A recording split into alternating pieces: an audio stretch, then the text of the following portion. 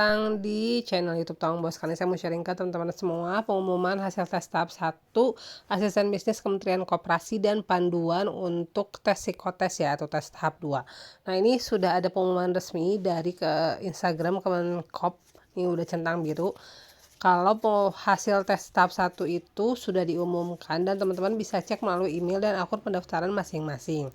Nah, ini tahap keduanya itu adalah asesmen psikologis yang berlangsung di tanggal 21 sampai 22 September 2025 ya. Jadi nanti bisa dilihat jadwalnya hanya ada pada email yang terdaftar. Lalu tesnya dilakukan secara mandiri melalui website yang sama seperti tes tahap 1.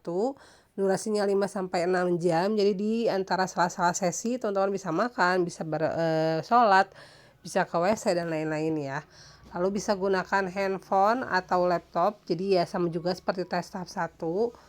Lalu ini punya Google Chrome atau Mozilla Firefox yang terupdate, ada koneksi internet stabil dan webcamnya atau kamera depannya harus aktif ya. Ini bisa dilihat tes tahap 2-nya itu meliputi tes sikap kerja, kepribadian, wawancara berbasis video terkait pengalaman kerja, penulisan proposal usaha koperasi desa kelurahan Merah Putih. Nah, kayak gitu ya.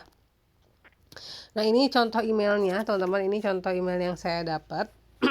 Ini lolos tahap 1, selanjutnya ini adalah tahap 2. Kalau di email ini dapatnya itu untuk besok ya.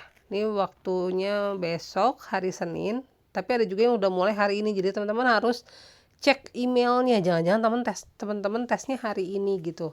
Nah, ini rentang waktunya ada dari jam 1, kita harus standby 30 menit sebelumnya, berarti dari jam 12.30 sudah standby ya, kurang lebih durasinya 5 sampai 6 jam.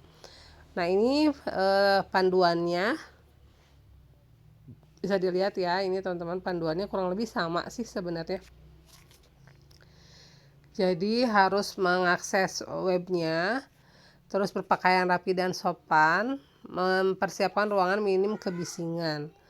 Kalau ini harus siapin juga charger, koneksi internet, terus udah gitu nyediain handphone atau laptop cadangan kalau misalnya ada masalah kayak gitu. Terus di sini juga ada hasil tesnya ini bersifat final ya, tidak dapat diganggu gugat berdasarkan keputusan Kementerian Koperasi.